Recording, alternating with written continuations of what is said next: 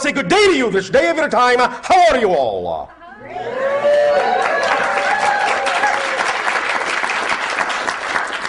All right, I will take that as an okay. First of all, we would like to thank each and every one of you individually and all of you together collectively, once again, for the co-creation of this interaction, for allowing us to create this transmission with you. Each and every time, every one of you allows for these kinds of interactions to occur between our respective civilizations. You help to co-create a link, a bridge, between our worlds, between our realities. And in the creation of that link, you create a third world, a third reality, a new idea, a new paradigm, in which many new things, new ideas, new inspirations can be manifest. So we thank you for the opportunity to co-create with you a new idea, a new reality. We would like to begin this transmission in the following way. We recognize that we are communicating to you in an area on your planet referred to as Sedona. And recently we have announced that even though our spacecraft has been positioned above the area on your planet known as Cairo for quite some time, we are now above the area you call Sedona, about 2,500 miles up. You will find that the reason many ships position themselves at this point around your planet is to be of aid and assistance in the balancing of many of the energies of what you call the electromagnetic field of your world, to aid and assist in some of the transformations that you as a collective consciousness are now undertaking on your world. Now that you have changed your collective consciousness, the vibration and frequency of your reality in such a manner as you have recently done, you have created a kind of shift, a kind of change that allows us now to proceed further with this agenda of assisting you in the balancing of this energy, and allows us to move into different positions because now you have created on your planet a very different energy which can now accelerate in positive and constructive and creative and loving ways more than ever before. So first and foremost, we will congratulate you on making a change in your collective consciousness to allow us to interact with you in a new reality. So congratulations. Now, once again, allow us to explain briefly the idea of what the shift is about in terms of what is actually mechanically happening. We understand that in human language, you have many colloquial phrases for this idea of transformation and changing your world.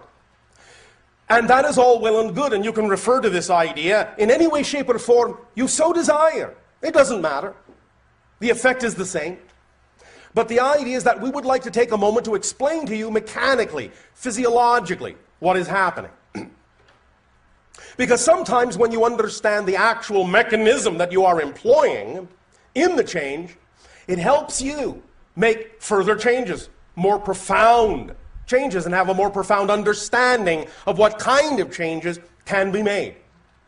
So, I know this is going to sound at first a little bit confusing, but that's all right. This is just an issue of semantics and language, and we will explain more clearly as we go along. So when we talk about the kind of changes that you are making and wish to make on your planet, we will begin this conversation by pointing out that nothing has changed. Why do we say that? I will tell you. Thank you. Here's what we mean by nothing has changed. The idea is, really, that when something in your world changes, the world you were in did not change. You changed. You shifted your frequency. You shifted your vibration. And by shifting your frequency, you have shifted your focus of consciousness to an already simultaneously coexisting parallel reality that is already existing on that frequency. You didn't change the world that was there. That world is still there. You have shifted to an already existing parallel reality that is reflective of the vibratory frequency you have shifted to personally. Thus, when you look around and see differences, it's because you have taken yourself You have shifted yourself to a parallel Earth that already had those differences in it. The old Earth, the other parallel reality, still exists, still looks the same. Didn't change. But you have changed your focus of consciousness. So the idea of helping people change, of helping to change your world, is the idea really of offering other people a point of view that contains a certain frequency, a certain pitch, a certain state of being. And if they choose to match, to mirror that frequency you are offering that goes along with that different point of view, they then will see the difference in the world in which they have shifted to. They will see the difference in them reflected by the world they have shifted to. But again, the other world, still there, hasn't gone anywhere. All possible parallel realities exist now, coexist simultaneously. There is only one eternal now. Everything exists in it. We understand that from your linear space-time perspective, this may not seem to be so, but many of you are now beginning to realize this is really just an illusion. The idea really is to understand that what you call different changes, different moments, different places, different times, different experiences, even different lives, all these things coexist at the same time, so to speak. They are really just different perspectives of the same eternal now moment. So what you call the past exists right now. What you call the future exists right now. There really is no future in the future, no past in the past. Those are simply different frequencies, different experiences, all going on at the same time as what you call the present. The idea is that they're simply different viewpoints of the present. And from your linear space-time experience, the perspective you have created with the experience of linear space-time, you can create this idea that something comes before, then something comes next, then something comes after. But it doesn't really do that. An analogy we often use to illustrate this point is what you call one of your film strips on Earth. You know that when you go to watch your movie, it is made of a film strip that has many frames. Well, when you are watching the movie, from the perspective of being an audience member, you can say, well, first we see this frame, then that frame, then the next frame, then the next, and we get this illusion of continuity, this illusion of motion, this illusion of the passage of time, and things start here and things end there. However, if you are in the projection booth above the audience, you can take the film canister, you can take out the film, you can stretch out the strip of film in front of you, and you can see all the frames at the same time. You could even look at this frame first, then that frame, then that frame, then that frame, then that frame, in any order you wish. Linear space-time has been, in that sense, nullified. The idea is that all the frames exist at the same time, but from the perspective of the audience member, they only exist in sequence, to tell a story, to have an experience. But that doesn't tell you what's actually mechanically happening. It doesn't describe the existence of the film strip itself and the perspective of the projectionist who can see all the frames at the same time. This is analogous to the idea of your physical consciousness in physical reality experiencing linear physical space-time, and the idea of your higher mind, your oversoul, experiencing all your moments, all your lives at once.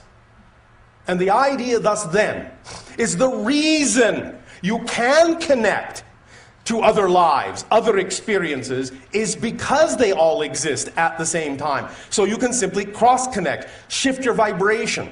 Again, another analogy, as we have often said, your television analogy. At any given moment, you can watch whatever program on your TV set you want.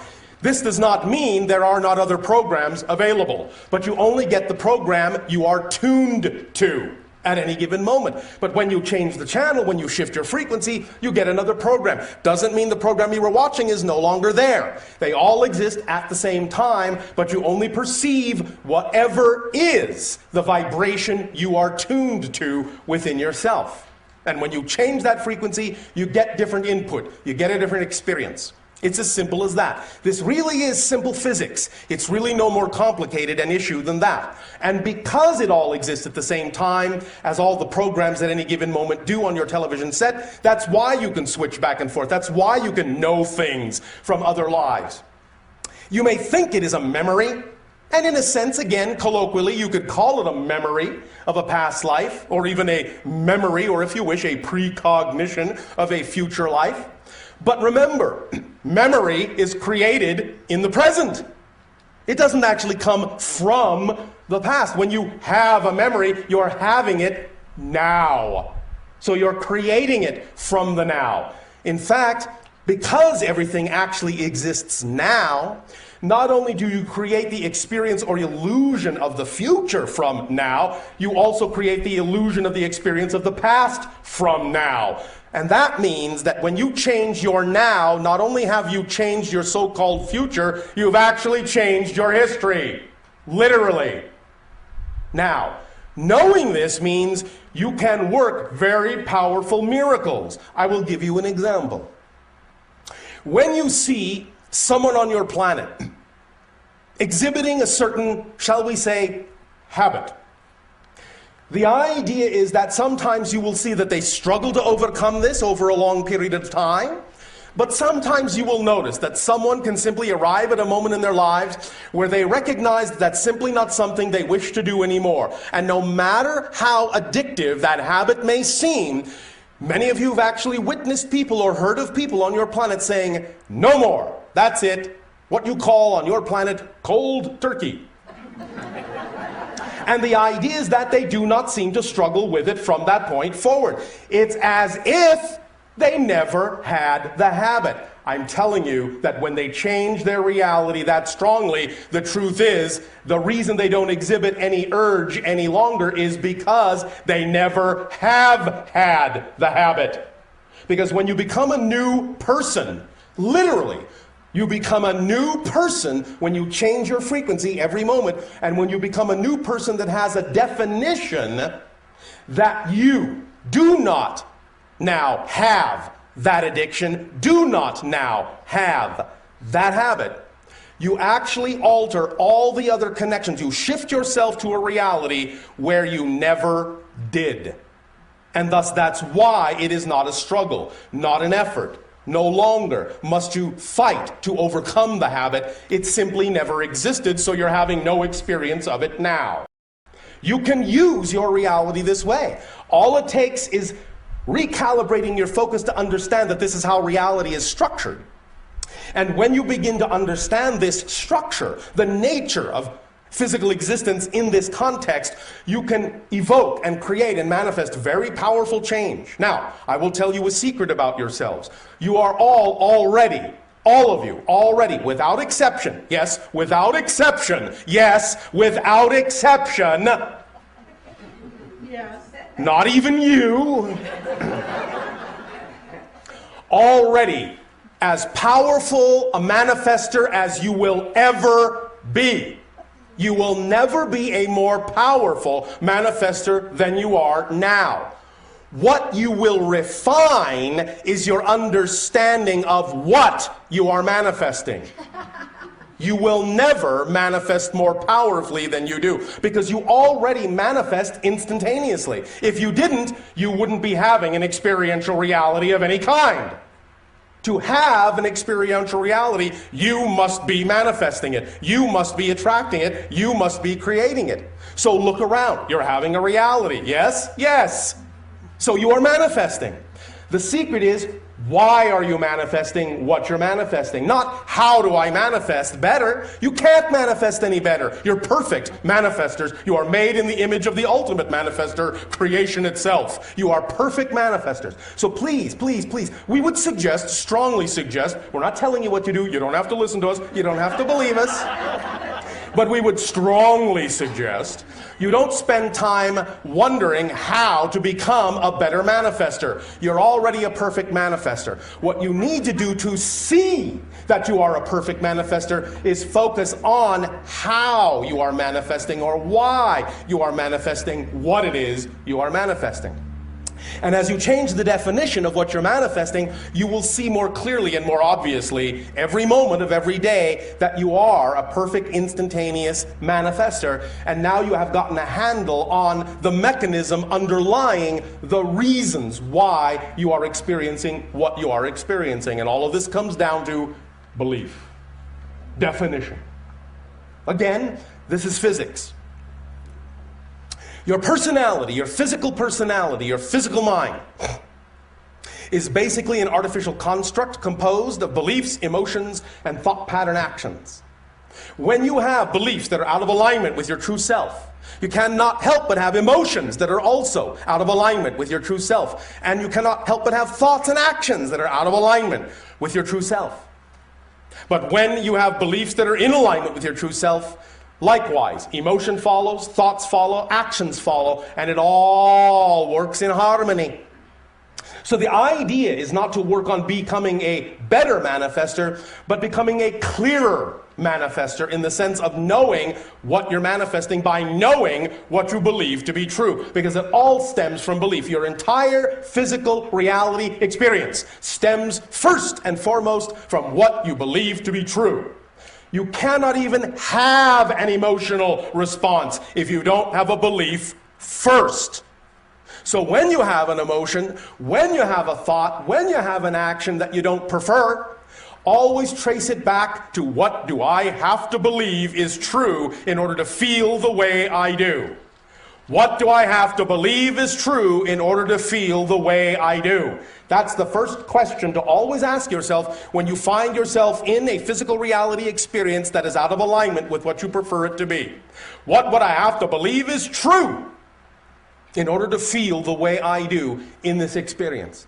If you are feeling something negative, if you are feeling fear, doubt, self-loathing, hatred, anger, shame, ask yourself, what would I have to believe is true about myself in my relationship to this situation for me to experience this emotion? Because I know that the emotion cannot be there if I don't believe something about myself to be true first. Because you notice that if you don't have a definition for something, you don't know how to feel about it. You don't have a feeling about something you have no definition for. When you do automatically, either consciously or unconsciously, apply a meaning and a definition to something, then the emotions kick in. But only then, and never before.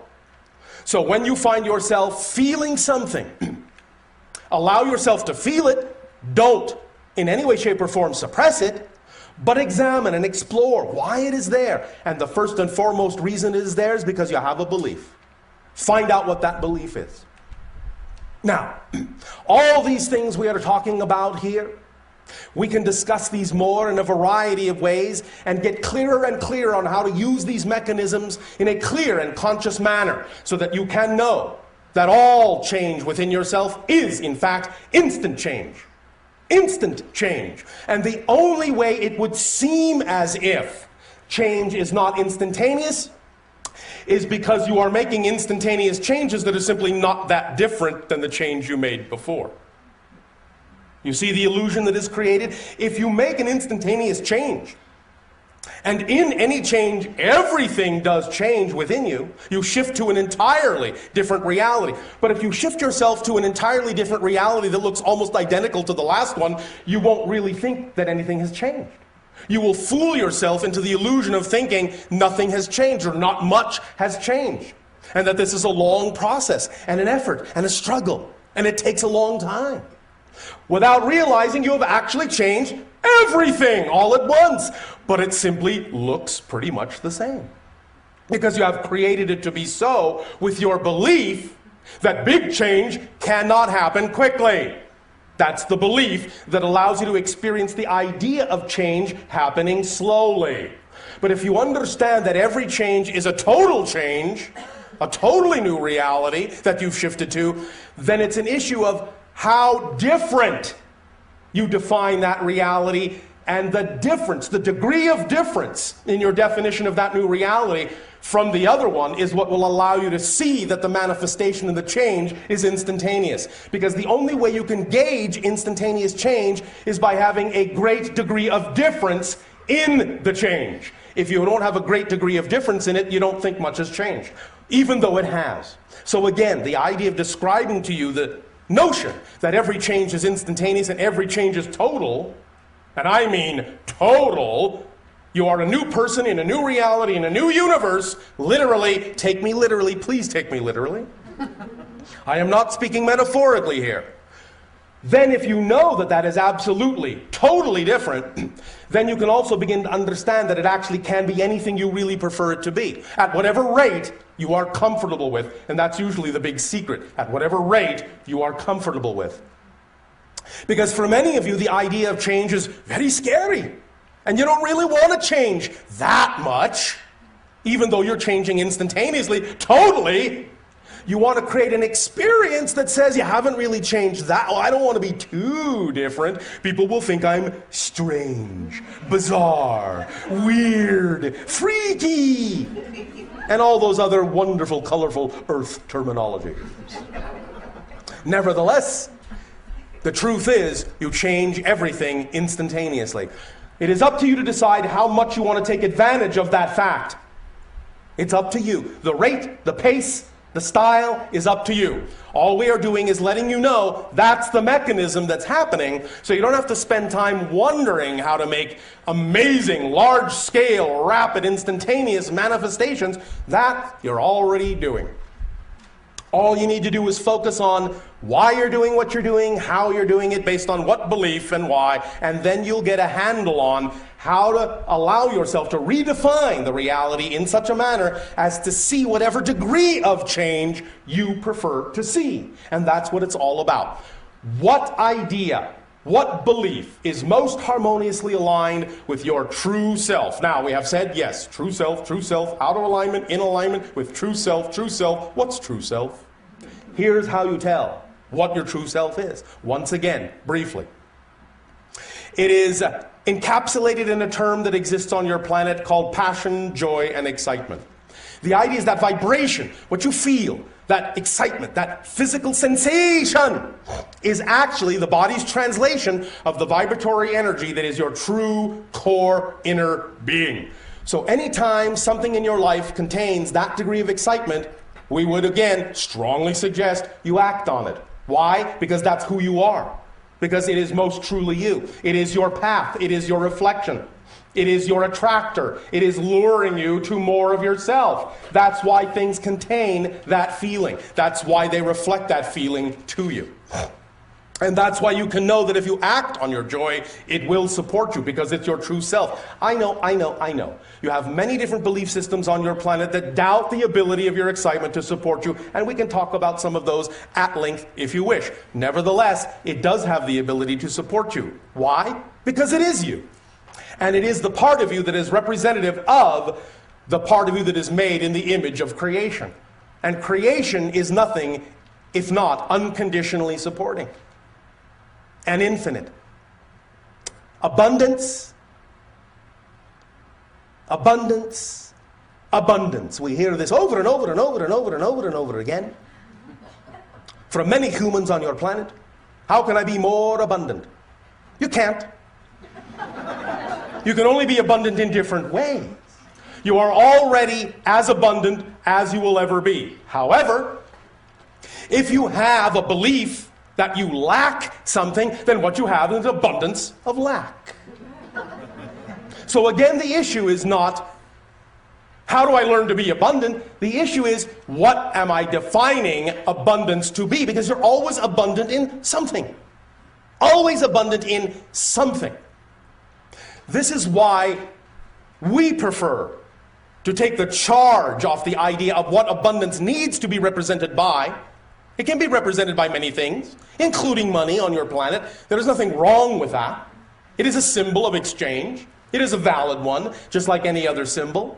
But the idea is it doesn't always have to be that form in order to represent abundance. Our definition of abundance is the ability to do what you need to do when you need to do it.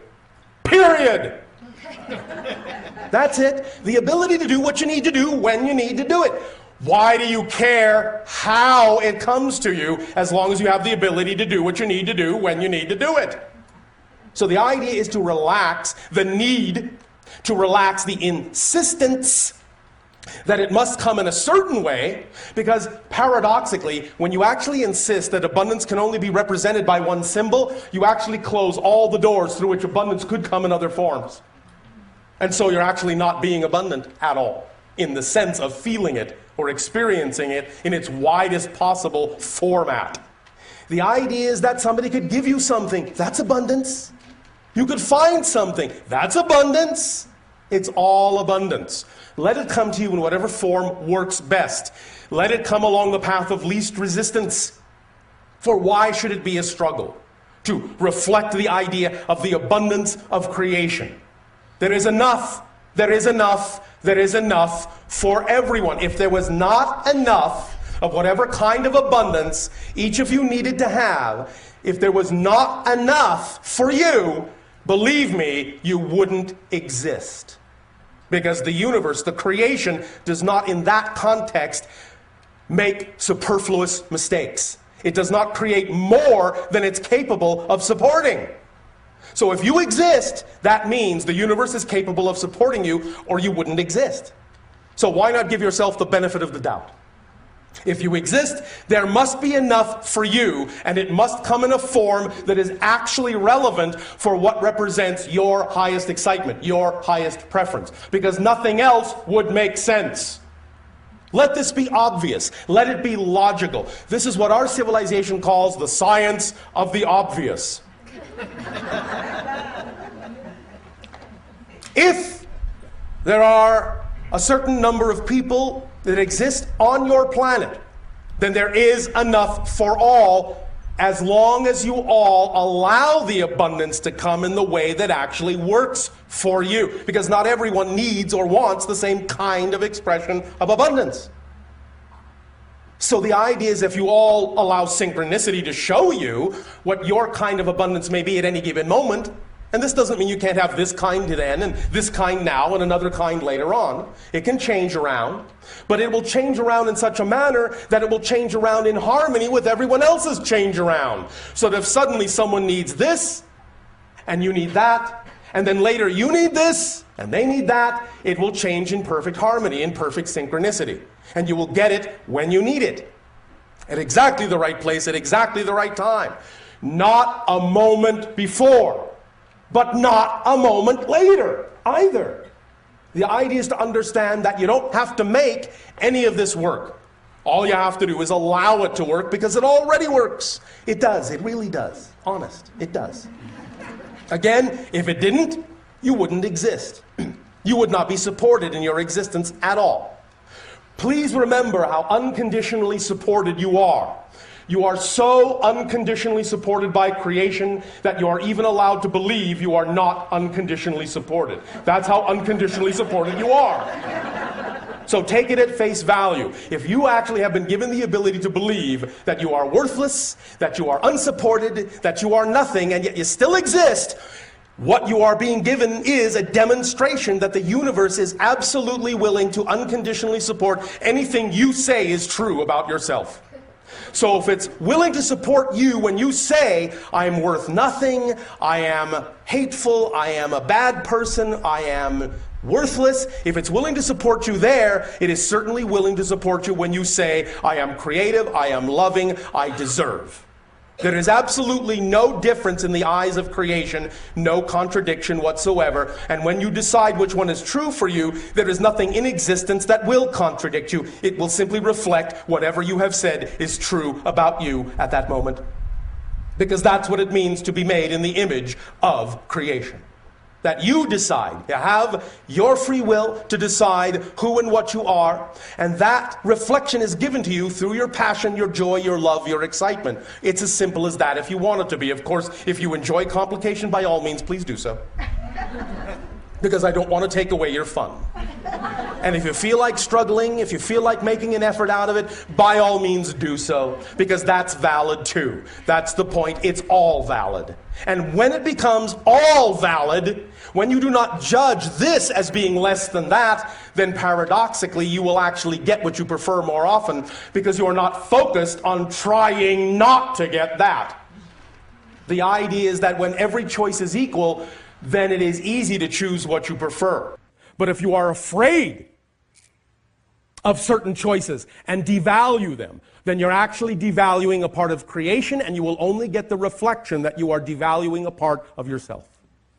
And therefore, you will be forced, in a sense, simply by the nature of existence, to focus on the thing you are devaluing, because that's where your focus is. You're putting undue energy on making it stand out in some way, shape, or form from the rest of the choices that you could make that are all equal. And any time you make something stand out, you're putting energy into it and saying, this needs to be bigger and more important than anything else. And therefore, whether positive or negative, it will be. Until you can relax your insistence that it needs to be so important and allow yourself to know that it will not control you, it will simply respond to you in whatever way, shape, or form you start choosing to respond to the idea of yourself. Again, we may discuss some of this at length. Now, in keeping, first of all, with the idea of the area you are in on your planet, and in keeping with the idea that many of you recognize it as a strong vortex location, we ask the question, what is a vortex actually? All right. Well, some of you have described the idea that it is energy in motion, swirling energy and spiraling motion. Yes. Some of you have said it is a gateway, it is a doorway. Yes. Some of you have said it is a reflection and an opportunity to understand more and more of who I am. Yes. But what is it actually? Well, as you understand the idea of physical reality and know that in a sense it is an illusion, nevertheless the experience is real. And the experience, being real, cloaks itself in certain symbols. One symbol being electromagnetic energy. Now, this electromagnetic energy is the first level of physicalization from higher non-physical frequencies of consciousness. This electromagnetic energy, what you may call spirit matter, if you wish, densifies and densifies and densifies and densifies, much like the idea of steam to water to ice. All made of the same stuff, you might say, but at different frequencies, different experiences, going from the less material to the denser material of the physical world experience. Again, yes, illusionary, but the experience is real as you describe it, and as you have collectively agreed to participate in it to varying degrees. The vortex, therefore, is that which is representative of, shall we say, vibrational, harmonic, nodal points in your reality that represent all stages of frequency, from lowest to highest, in that sense, that make up the experience you are having and connect you to higher realms as well. It represents a scale, a spectrum, if you will, of those nodal point frequencies that allow for access into different domains of consciousness. It is in that sense, therefore, capable of being utilized as an unlocking mechanism in a variety of ways according to whatever your imagination is attracted most to. Because every technique and every tool and every situation is what we call a permission slip. Anything like that is actually not doing the thing itself in terms of the changes you feel, but it is reflective of and representative of the idea of your belief system as it might exist at present. And as you find yourself attracted to be in certain locations and take advantage of certain vortices and energies, the idea is that you have attracted yourself to that because that represents the arrangement at that moment of your belief system. And that in that it reflects the arrangement of your belief system, it gives you insight into yourself sufficiently to allow you to give yourself permission to be more of who you are. So it's not like the vortex is doing it for you, but the vortex is like a reflection of what you are willing within your belief system structure to allow yourself to give yourself permission to do. So all these things are permission slips to allow you to give yourself permission based on your belief system of allowing yourself to be more of who you prefer to be. in that you have gravitated to this particular one, all of you, it is clear that you all have similarity of frequency, even though it is also quite varied. But the idea is that each of you know, each of you are familiar with the idea that this is a reflection of many different levels of frequency, and each of you are able, through a variety of experiences and reasons, to use this energy in a variety of ways as befits who you are as a being. And you can come together and sometimes work at this in groups, or you can do it individually and or both. But the idea is that when you do allow yourself to form that relationship with those nodal points of multiple frequencies, up the scale, as it were, and stand in that energy, then what that does is it starts those vibrations going in you, all the way up the scale to whatever degree your belief system is willing to handle it, in whatever manner, whatever format. And by unlocking those things in that way, it will allow the belief systems that are within you that are out of alignment to be brought to the forefront and dealt with and integrated. And allow them to be transformed into belief systems that are within alignment to the joy, creative love, and excitement that represents your true, natural, vibrational self. So take advantage of it in whatever way, shape, or form you so desire, but understand that as you stand in a vortex, you are the vortex yourself. And the vortex around you is, in a sense, a projection of the vortex you are, of the nodal point you are, of the multidimensional being you each are. But you are doing that in a way where you can experience it as a larger outer reflection that shows you, in a sense, how big you are. The vortex is you. It's a reflection of the true being, or shall we say a truer representation of the fuller being that you are. So understand that when you stand in a vortex, what you're doing is you're forming a relationship to your greater self. You are opening up and saying, I am willing to have a relationship with my higher self. I am willing to form this connection. I am willing to be more of who I am. And that is a profound commitment. It is a profound relationship, and it creates profound results in your life if you are willing to allow it to do so. It is a bold move, and we congratulate you for making a bold move to be willing to see and experience and be more of yourself. And we thank you for allowing us to participate in your willingness to do so and explore more of who you are. To us, this is a great gift that we thank you for, because through you, we then get to see that many more ways that creation has of expressing itself within the creation that it is. So, thank you for being multidimensional facets of the multidimensional crystal of all that is. We would like to, at this time, open up to dialogue, interaction, statement, and question. Hear what you have to say. I'm Carrie Al. This is the first time I've come and seen you. Well, this is the first time we are interacting with you too, then. I didn't even have a question, but I surely wanted to ask one. So could you tell me whatever you feel will serve me? Are you following your excitement in your life to the best of your ability? Hesitation means no. Right. Thank you. Why not, is the next question we would ask you. All right. Obviously, you have taken some action in the direction of your excitement, or you probably wouldn't be where you are today. Yes? Yes. All right. The idea is that if you have other things that are representative of your excitement, of your joy, why have you not taken action on them? What reasons have you created in your consciousness to not take action on them? What is stopping you? Can you name even one? Fear. Fear of what? Failure. Fear of what? Success. Fear of success. Why do you have fear of success? What is the worst possible thing you are afraid will happen if you succeed in doing what excites you?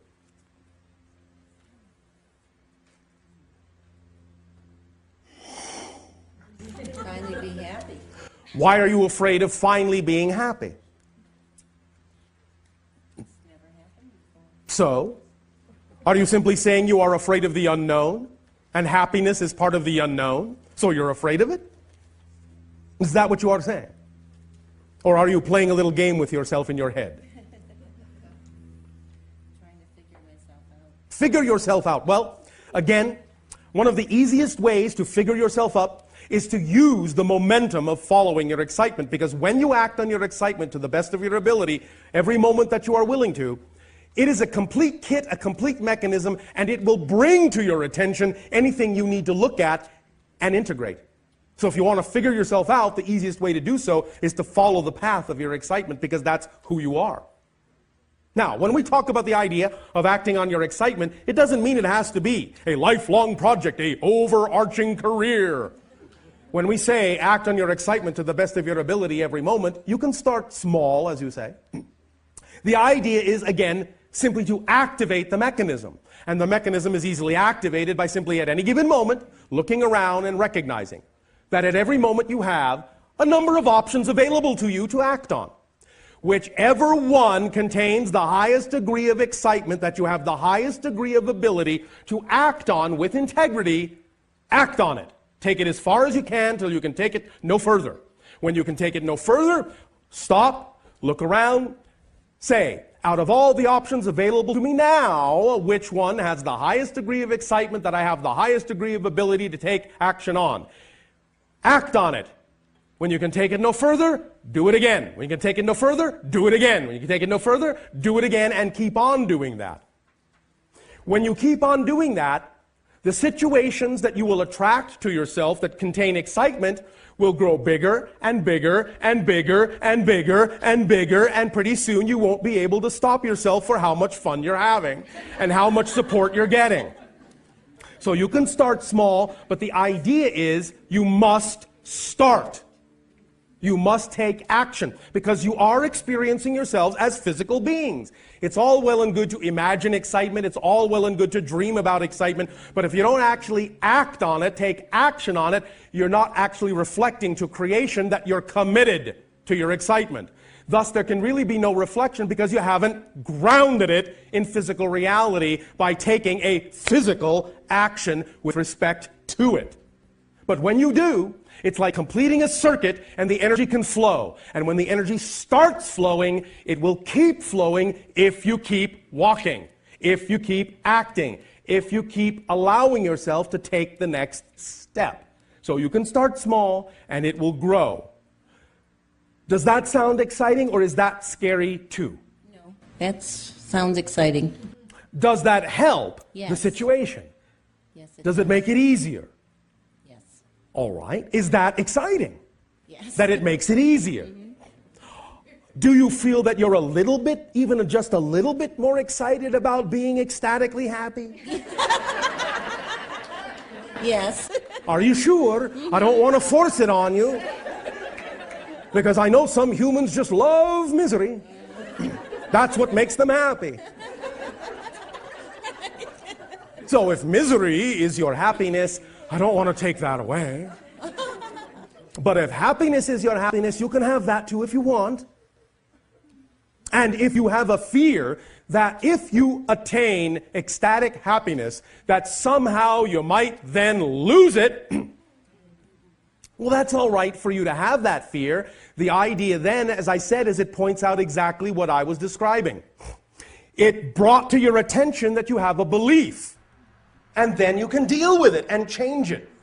Never be afraid to find out what you're afraid about, because you can change it. As soon as you can identify the fear, it's within your power.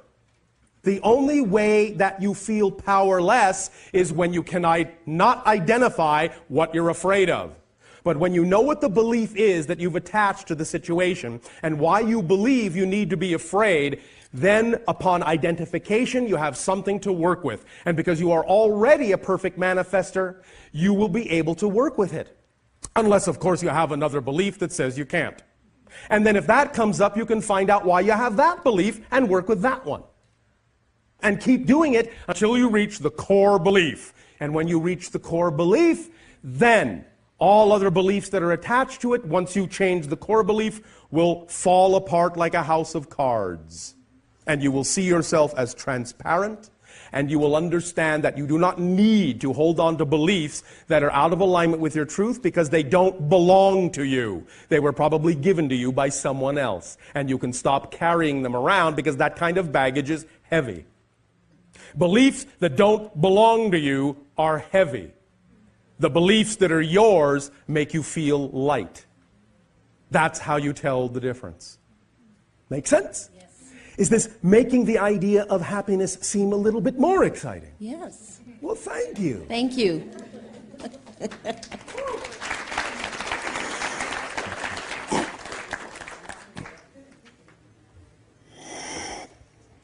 Hello, Bashar. And are you good day? Now, Bashar, you and I have had a lot of nows together since my first meeting. Yes. And there's been a tremendous amount of change in the evolution of my life and so forth. Thank you. And my question would be is that since you have such an insight on me, both... I do not have more insight on you than you do. Right. Remember that when we talk about the insights of you, right, we are actually simply reflecting back to you the knowledge your own higher self has of you. Right. So is there anything that you could tell me at this particular time that would affect my creativity in a more positive level and accelerate some of the wonderment that I'm already experiencing? Has not your own imagination recently come up with something in that category? Constantly. Well, what more do I need to tell you if you find that your imagination is working just fine? Just to have another opportunity to sit here and talk to you. Oh, all right. Well, then I will tell you that your imagination is working just fine. Bravo.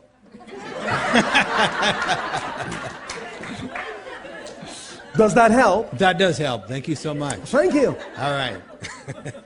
Thanks again. And you, for the first time.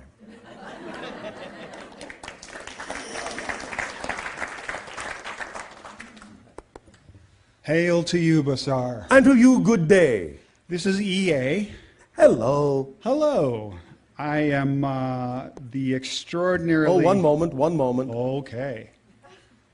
In our ancient language, which we no longer use because we are telepathic, EA means whatever.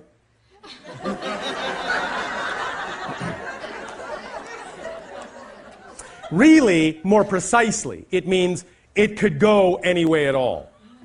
It is a nodal point of balance of neutrality in which anything can happen. Anyway. Sounds like one of those moments. Yes. And so? So we have a project that we have been blessed to steward. Oh, all right. How exciting. And that project is called the Pyramid Project. Can you define your project? A personal growth acceleration center. Yes.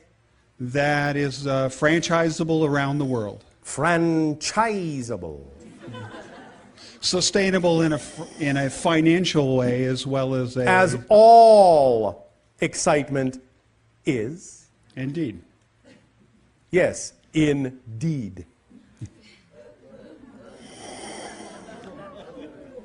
The channeling my higher self to my current self, I'm looking for insights, direction with regard to networking, financing, and identifying the first 3 locations for this project. And your imagination has so far told you what?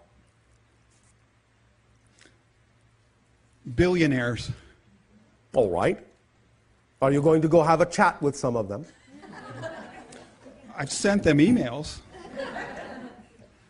Have they responded? Not as of yet. All right. Are you talking to them as an equal or as a less than? From my perspective? Yes. Ooh, that's a good question. Thank you. We sometimes ask them. We would hope indeed as equals. You would what? Hope? Touche. Thank you. What would an equal do? How would an equal act? By sharing the opportunity to create something beyond ourselves. All right. And by taking whatever actions you are able to take, and then simply allowing whatever happens to be what needs to happen, and moving on with whatever else you can take action on. And not waiting, and not holding your breath, and not thinking that if you don't have them, you don't have what you need. Let them come to you. Let whatever needs to come to you. Let whoever needs to come to you along the path of least resistance by not waiting for them. Make sense? Perfect. Put it out in the best possible way as an equal, behaving as an equal, offering an opportunity as an equal, then move forward, move on in whatever way you can, and let equals respond as equals when and where they wish to. But whether they do or not, you don't care. Whatever. I have done what I need to do to express who I know I am. I don't do that because I think I will get a particular result. That's conditional. I do it because that's who I am. I can't help myself. It's unconditional regardless of anyone else's response. That's just who I am, and that's just what I gotta do. Not because I expect a certain reaction to it. But if I just do what I gotta do, I know the appropriate response will be there, even though it may be different than what my physical mind thinks it ought to be. Pay attention to this idea, because this will really kick you to another level. Many times we know that many of you visualize the idea of your ideal reality. That's all well and good.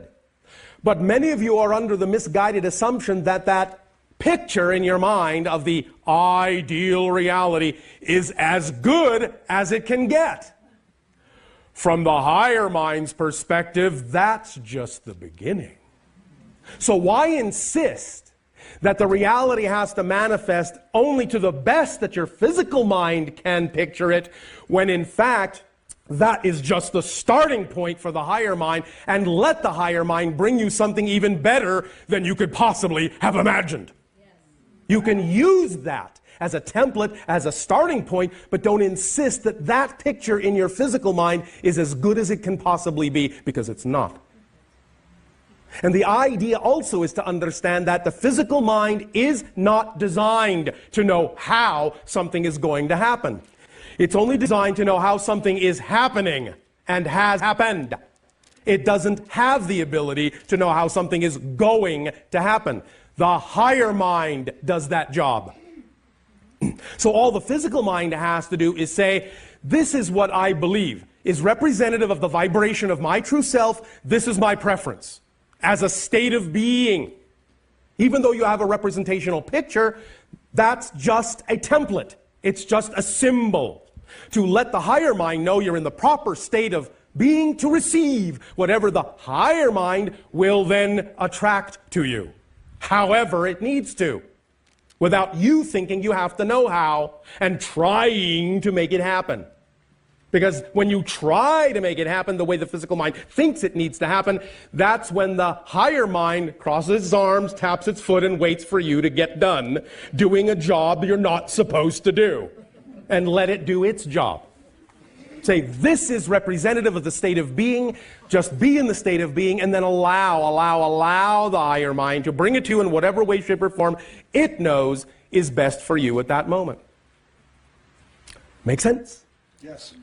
This is how to use energetic physics, and how to form a relationship with higher mind, with physical mind, through the idea of the brain that functions in a way that allows you to be a harmonious whole person.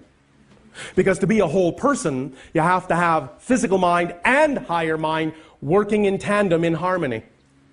Otherwise, you're just, in a sense, half a person. So, allow yourself to act on your excitement by all means. Do so without the conditions and expectations that it must come out exactly as you pictured it, and allow the higher mind to bring it to you in a way that's even better than you imagine, by not imposing conditions on it. Make sense? Yes. Does this help? Yes. Why, thank you. Is it in the highest spiritual purpose and good with regard to this project that I maintain an active role as its steward, or to hand it off? Does it excite you more to be the steward than to hand it off, or vice versa? Oh, indeed, to be the steward. Well, now, even if you wind up not being the steward, the idea is that if that's what excites you right now more than any other choice, the point is, continue to act and take action in that direction. And if it actually is representative of your excitement that you ought not to be the steward, then moving in that direction will ultimately bring about a situation that will show you something else is more exciting. So in any case, the idea is that if you act on your excitement, it is not only the driving engine, but it is also the organizing principle that will actually demonstrate and reflect to you what actually really needs to be done by you and what doesn't need to be done by you. It's a self-contained, self-reflective, self-perpetuating process. But in the moment, if what you think is exciting is the only thing you can imagine is exciting, take action in that direction, because sometimes it's not about the fruition of that thing, it's about simply moving in that direction to put you where you need to be. And then something else may become more obvious, but you can't see that obvious thing if you're not in that state of being. And the only way to get into that state of being is to take that action in the direction of your excitement. Am I making some sense? Absolutely. Does that help you? Yes. Why, thank you. Laughter, love, and light to you. Happy steps to you. Thank you.